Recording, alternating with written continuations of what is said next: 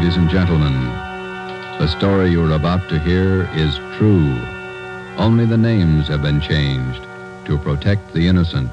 Fatima Cigarettes, best of long cigarettes, brings you Dragnet.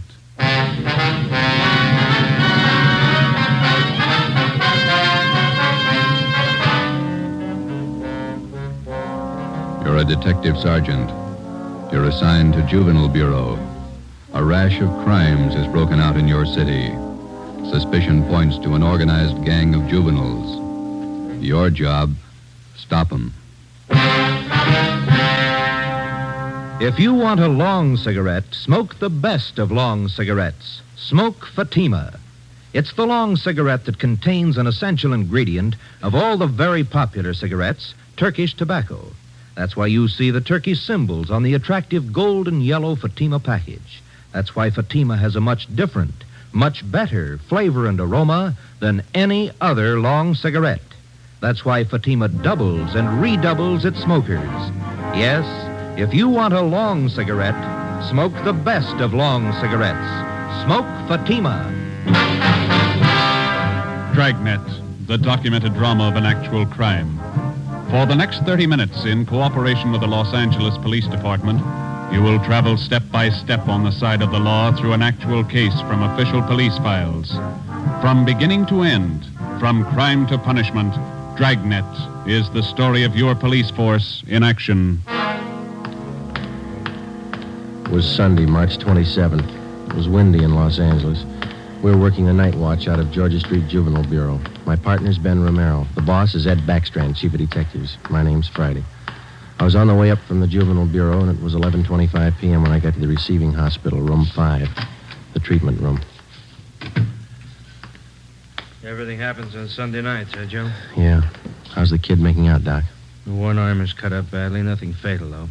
How'd it happen? That's what I'd like to find out. Can I talk to him? If you want, don't press him, though. He's had a bad shock. All right.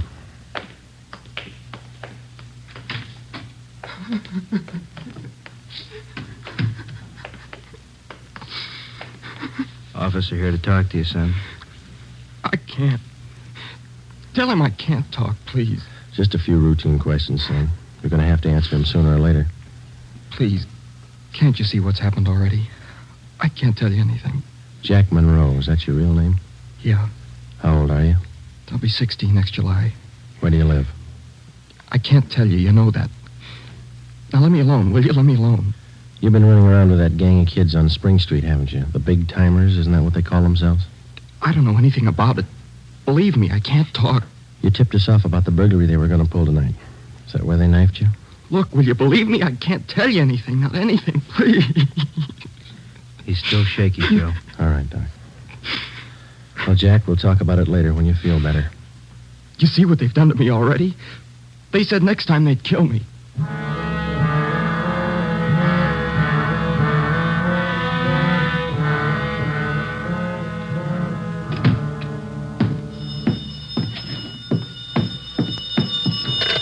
Juvenile Bureau, Friday. Yeah, okay, Fred. Goodbye. How'd you make out, Joe? Not very good, Ben. Captain Bowling come in yet? You checked in while you were gone. Wants to see us. Okay. The kid tell you who knifed him? No, I scared him good. He wouldn't tell me a thing. You get a line on the boy's parents, Friday? I got a hold of his father. He's on his way in. How's the boy? Bad knife wounds. Nothing fatal. You know the boy? Not till this afternoon, Captain. He tipped us off about a burglary a gang of young kids were supposed to pull tonight. Did it go through? No, but 2 hours ago, this Monroe kid was found in a vacant lot down on Olympic, cut up pretty bad. The gang must have pegged him. How long is it going to take you to break that up? Well, we're just starting to get a line on him, Bob. Must be nearly 100 in that gang. And every one of them working hard. Take a look at the pin map over here. This spot here, look at it. All the jobs pulled during the last month, huh? The last 5 weeks, up to date. Red tabs for burglary, must be more than 100. The robberies, green pens, count them, at least 50. There's 5 more orange ones I added for the weekend, auto thefts. You bet those kids are working hard. We got a lead on them. That's more than we had last week. You have to push it harder. Here's the big reason. This line of pins, brown and black. Purse snatchings. Purse snatching and rape, 26 of them in the past 5 weeks. They're pretty well concentrated in one area here. That's right. Now, what's the lead you're working on? Right there on the pen map, Captain. Well, these 2 blocks here, Bob, where Franco Alley intersects Spring Street. Well, what about it? Well, it's the only clear area for a dozen blocks around. There's not a colored pin on it, you see? Yeah. Now, all the rest of the pins, the robberies, burglaries, attacks, they all seem to branch out from this same spot right here in definite patterns. Franco Alley and Spring Street. You figure that's the focal point for the gang? Well, it's got all the marks. For instance? Well, we've been checking that neighborhood for a week. We got it narrowed down to one place. Right on the corner of Franco and Spring. What is it? It's a soda fountain. It's pretty typical. Only it stays open all night, and it gets a pretty good play from kids. It's a regular hangout, Captain. Pretty tough youngsters. None of them over 18. Who runs the place? Guy named Eddie Ramsey, small-time con man. Had a run-in with him when we worked bunco detail. I remember the name. Smart mouth. Tried to give us trouble when we talked to some kids in there last night. He's got a place set up for him in the back of the store, kind of a club room. It sounds like a good lead. What are you doing about it? Well, just a minute. Captain Bowling. Yeah? Who? Yeah, we'll be right down. The Monroe kid, his father's downstairs, cursing every one of us. What's his problem? Can't understand how his boy got into trouble. Come on, Ben, let's tell him.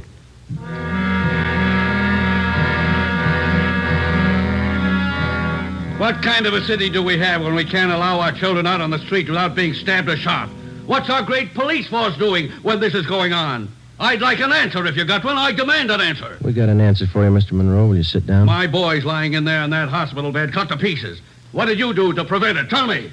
You tell us, Mr. Monroe. What'd you do to prevent it? I'm no cop. That's your job. I pay my taxes and I help pay your salary. We look out for your kids, but we don't raise them. That's You your talking job. about? Just a minute, Mr. Monroe.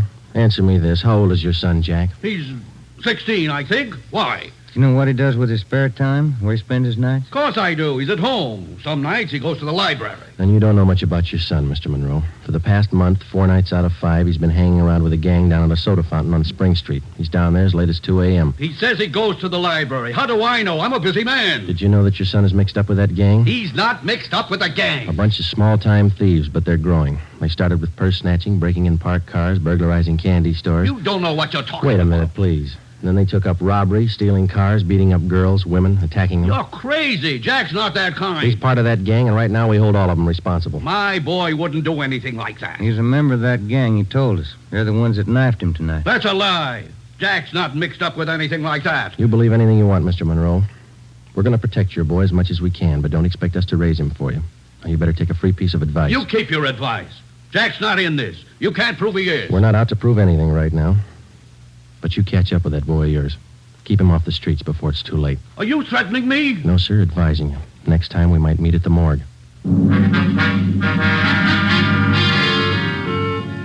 1 a.m. Monday, March 28th. A detail of 50 officers from Juvenile Bureau and Metropolitan Division were deployed for 16 blocks along Figueroa Street. At 5 minutes past 1, they started to move south over an appointed area. In the space of half an hour, 18 young kids, none of them over 17 years old, were picked up off the streets and brought to the second floor at 1335 Georgia Street, the Juvenile Bureau. 4 of the youngsters were girls. At 1:45 a.m., Ben and I checked the soda fountain on the corner of Franco Alley and Spring Street.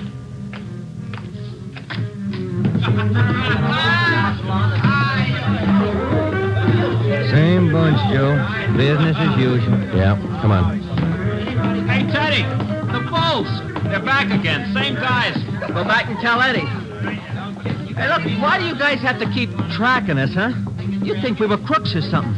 You were here the last time we checked in, Teddy. You ever go home? Sure, when I'm tired. I ain't tired. What's the matter? That's your money on the table there? Sure, it's my money. You want to borrow a buck? $28. That's a lot of money for a boy your age. You keep pretty late hours, son. You have to go to school in the morning? Maybe. I can sit here, can't I? It's free country. I'm drinking coffee. You gonna make me on that? You've been drinking more than coffee. Where's your driver's license? Every time the same thing. There. March 10th, 1933, 16 years old. They giving you trouble, Ted? Eddie's on his way out. What's your name? Jones. Clyde Jones. Huh, Ted? Sure. He's got money, too. Rich family. You can save the smart talk, boys. Any of your pals in the back room? What's the trouble now, Sergeant? How many times a week do we get a checkup? Go ahead, Eddie. Read them off. We told you the last time, Ramsey. Clean up your place here or we'll ride your back till you do.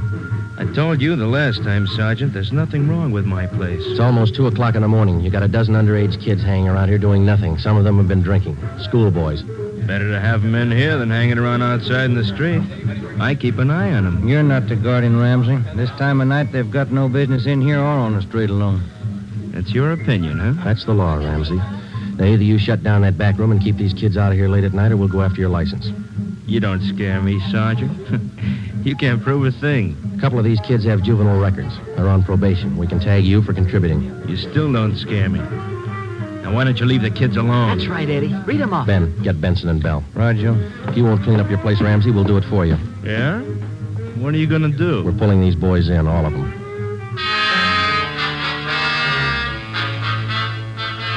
2:25 a.m. Monday, March 28th.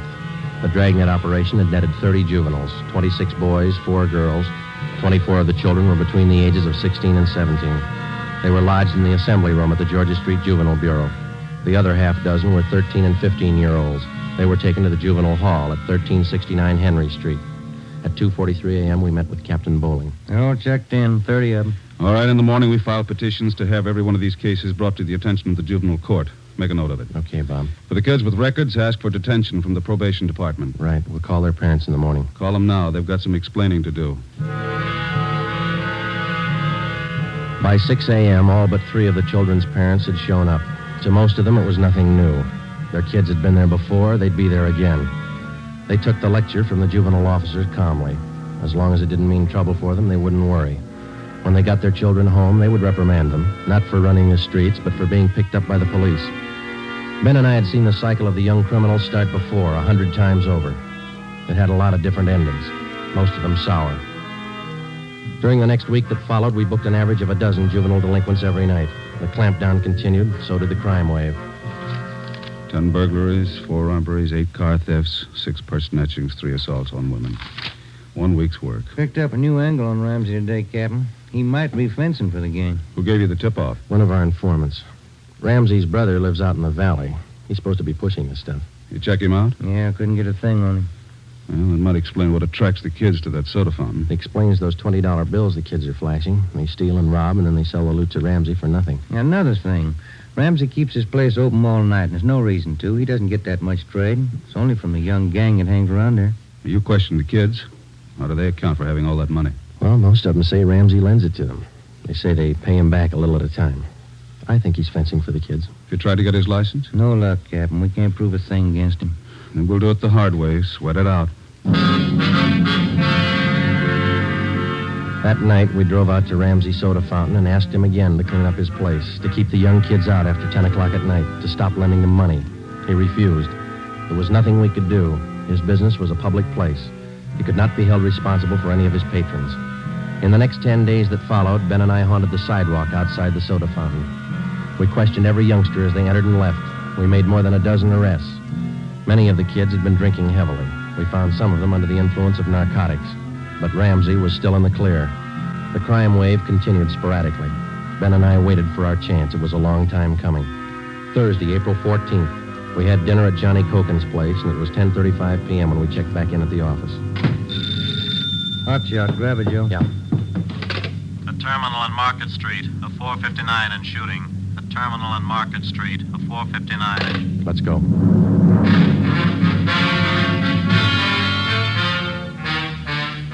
He was approximately 5 feet 4 inches tall, 125 pounds, brown hair, brown eyes, slight build, fair complexion. He was wearing blue jeans and a corduroy jacket. We found him between a row of packing cases at the rear of the warehouse at Terminal and Market Streets. There was a single bullet hole in his forehead just above the left eye. There was a .38 revolver near his right hand. The watchman told us how it happened.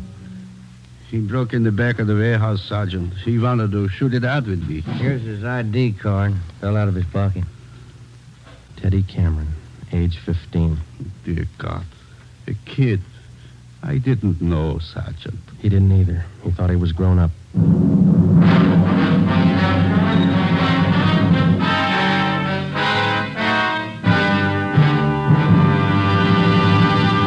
You are listening to Dragnet for the solution to an actual case from official police files. Now, here's the solution to many of your Christmas shopping problems. If your friends smoke a long cigarette, give the best of long cigarettes. Give Fatima, and all is well. Fatima. The long cigarette that contains an essential ingredient of all the very popular cigarettes, Turkish tobacco. Give Fatima, and all is well. Fatima. The cigarette that has a much different, much better flavor and aroma than any other long cigarette. Give Fatima, and all is well. Fatima. The cigarette that has doubled and redoubled in popularity. Here are the authentic reports. New York Division. Fatima sales up 132%. Chicago Division. Fatima sales up 453%. Los Angeles Division. Fatima sales up 545%. More and more smokers agree Fatima is the best of long cigarettes. So enjoy Fatima yourself and give Fatima for Christmas in the attractive golden yellow carton. Everyone who smokes Fatima says that this great new long cigarette is the best of all long cigarettes.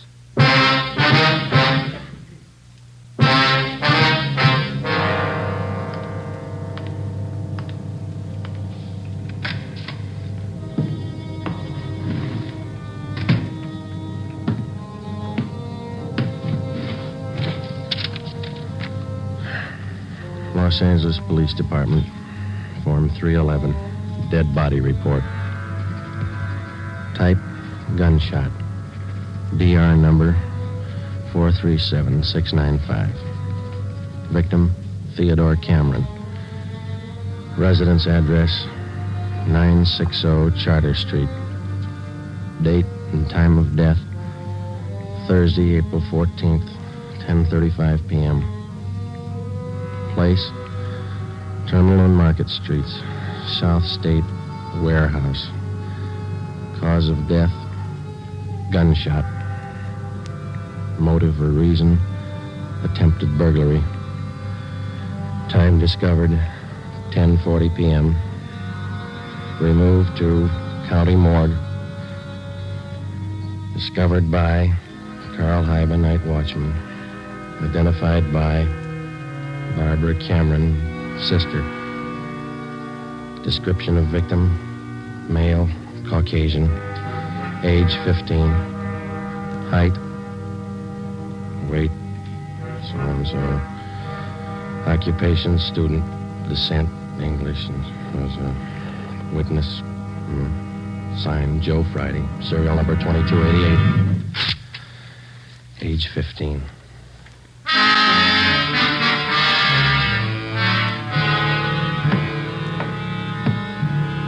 Ready, Joe? The Cameron boy's sister. She's waiting in the next room. Yeah, let's go. She taking it hard? Yeah. Morning, Miss Cameron. Good morning. We won't keep you long. Just a few routine questions. Yes, all right. Miss Cameron, how many are there in your family? There were three of us. Teddy, Mike, and me. Mother and father are dead. I work. Teddy and Mike go to school. Mike does. How old is your brother Mike, Miss Cameron? He's 14. You're the sole support of your two brothers? Yes. Do you have any idea who the boys were your brother Ted used to run around with? I don't know them by name. I remember seeing a couple of them once or twice. Mike would know, I think. He and Ted were pretty close, brothers. Do you know if Ted mixed with a gang of kids down on Spring Street? Maybe Mike would know that. Sergeant Teddy wasn't a bad boy. He wasn't a bum. None of us are. I tried to raise the boys like Ma told me. It wasn't easy. We made out. Yes, I understand, Miss Cameron. My salary didn't have too much, but we got by. Yeah. I figured on getting married. I'm 31. It'd be good for the boys, especially Teddy. He's dead, isn't he? Yeah. I couldn't be in two places at once. Hold a job and watch the kids. But that's why I thought maybe a husband. I'm sorry to press, Miss Cameron. Do you think your brother Mike can tell us about that Spring Street gang? Well, Mike would know. Where can we find him? Staying at a friend's house. I got the address in my bag. Here. That's 2514. I don't write numbers too well. Thank you, Miss Cameron. You've been very helpful. I'll get somebody to drive you home. Oh, do I have to go? Would it be all right if I just sit here for a while? That's all right. I'm tired. Real tired. 2514 West Serrano Street. That was the address Barbara Cameron had given us. It was the home of Mr. and Mrs. Jean Brewer, high school friends of the dead boy's sister. We talked to Mike Cameron. He told us that his brother Teddy had been running around with a gang down on Spring Street. He identified Ramsey Soda Fountain as the hangout. It was 2:25 p.m. when we got back to Georgia Street Juvenile Bureau. I got it. Juvenile Bureau, Romero. Yeah, hold on, I'll call him. You, Joe. Thanks. Friday. Joe, this is Canfield in burglary. Yeah, Homer. You're working that Cameron case, aren't you? Yeah? I just got a report on one you might be interested in, out of the same neighborhood. Distillery prowl. What do you got on it? Looks like a juvenile M.O. They got away with 7 cases of Scotch whiskey. Expensive stuff. Okay, we'll hop on it. Bubeck Warehouse, Crocker at 7th. Miss Elizabeth Rice was the auditor in charge at the Bubeck Warehouse. We located her on the mezzanine office row. It was her job to keep a running inventory on all incoming and outgoing liquor stock. She knew her job well. As you know, Sergeant Friday, each and every bottle of distilled spirits carries a United States Internal Revenue stamp. Yes, ma'am. Each stamp carries a serial number together with the name of the firm to whom the stamps are issued. Well, Miss Rice, in the stuff that's missing, the stamp on each bottle carries the case number. Is that right? That's right. Now, what did I tell you? Oh, yes, I have it right here. 7 cases of high-grade blended Scotch whiskey. Now, I have a bottle identical to those in the missing cases. Yes, I see. Now, if you'll just look here, Yes, ma'am. the number on this stamp here, 36A2279956, followed by the firm name. Could you give us the numbers of the stolen cases? Now, I have them typed out for you right here. 7 cases, 12 bottles to the case, Canada Dry Incorporated, 4 of the red label and 3 of the black label, Johnny Walker. All right, thank you very much, Miss Rice. And you think that this might be a juvenile case, Sergeant? Yes, ma'am, we do. 7 cases, that's close to $600, isn't it? We've lost a great deal more than that, Sergeant. The insurance company makes up for the liquor loss. Yes, ma'am.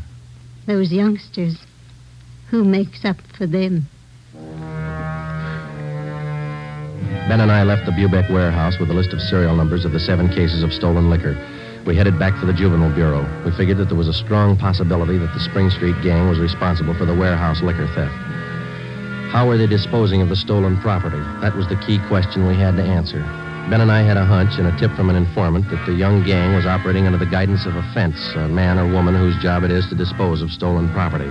The gang members were close to Ramsey at the soda fountain. Ramsey was the logical suspect. All right, now suppose they did steal the liquor. Suppose Ramsey's a fence. What's he done with the stuff? I don't think he's turned it this fast, if he's turned it at all. He wouldn't keep it at the soda fountain, no liquor license. And we've been around too much. He wouldn't keep it in his house. He lives in the rear of the fountain. It's too hot. Only leaves one other location that we know about. His brother's place in the valley. It was 5 minutes to 10 when we turned left off Ventura Boulevard onto Sepulveda. Ramsey's brother had a small farm about a mile and a half off the highway. It was a modest white frame house planted squarely in the center of an acre of ground. An unpaved driveway led off to the left of the house to the garage. Pull up here, huh? Yeah, okay. Yeah, it looks kind of quiet, no lights. Let's go.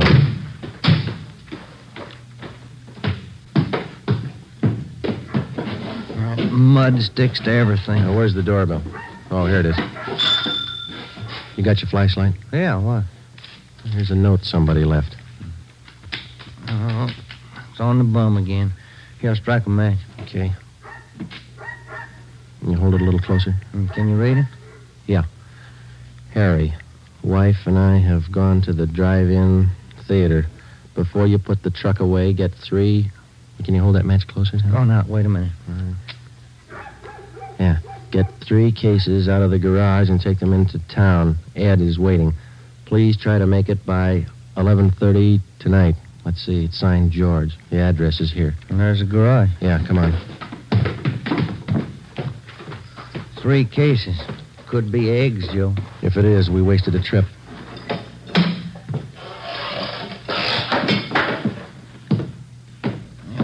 out of matches, Joe. All right, here, use mine. What was that? Checking. Come on. See anything? No. There goes the light. Just a minute. I'll strike another one. You can save your matches. We found it. We found 5 cases of Scotch whiskey on the floor of the garage. We checked the serial numbers against the warehouse list. They matched. We went back to the car and called communications. We had an immediate stakeout placed on George Ramsey's place, and then we headed back for the city. It was 11:20 p.m. when we got to the address we found on the note. Oh, it's about time, Harry. Hello, Ramsey. We can do without the music. What's your problem this time? Hey, you're almost out of scotch, Ramsey. Serial numbers check out, Joe. Sorry I can't offer you a drink. We're too old to drink here, aren't we, Ramsey? Where's your phone? You want to invite somebody? You can see we're out of booze. You got a phone? In the hall. Ben, call the office. Yeah. All right, what's it all about? We've been out to your brother's place. What happened to the other 2 cases? You drink them here? I gave it to the kids. What are you looking at me like that for, Sergeant? Anything wrong, Eddie? Party's over, kid.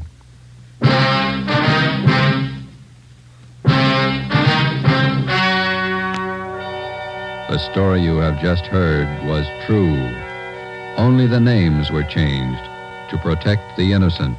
On June 5th, 1949, trial was held in Superior Court, Department 74, City and County of Los Angeles, State of California. In a moment, the results of that trial. Earlier tonight, you heard the reports of amazing increases in Fatima smokers from New York to Los Angeles. Yes, all over the country, Fatima is doubling and redoubling its sales. And here's reason 1. Fatima is the long cigarette that contains an essential ingredient of all the very popular cigarettes, Turkish tobacco. Reason 2. Fatima has a much different, much better flavor and aroma than any other long cigarette. Reason 3. To millions of smokers, the name Fatima has always stood for the best in cigarette quality. Smoke Fatima, the best of all long cigarettes.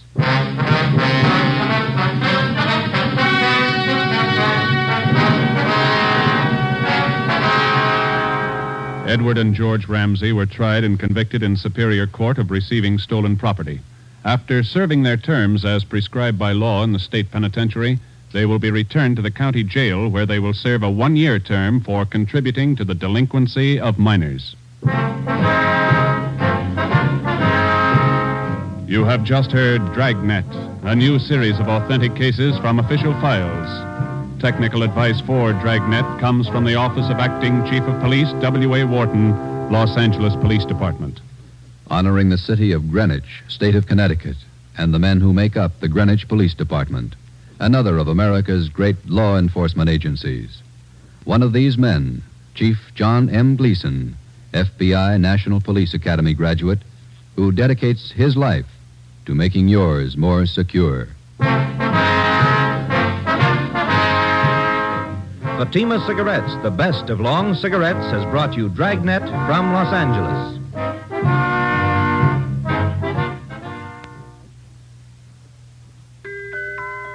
This Christmas, give the gift that makes every pipe smoker happy, a Christmas humidor of mellow Granger. Granger is made just for pipes by the tried and true Wellman method. Rough cut to smoke mild and cool, and humidor packed to stay ever fresh. Yes, make this Christmas a Merry Christmas for all the pipe smokers on your list. Give them each a Christmas humidor of mellow Granger. Listen to Dragnet next week and be sure to hear Morton Downey tonight on NBC.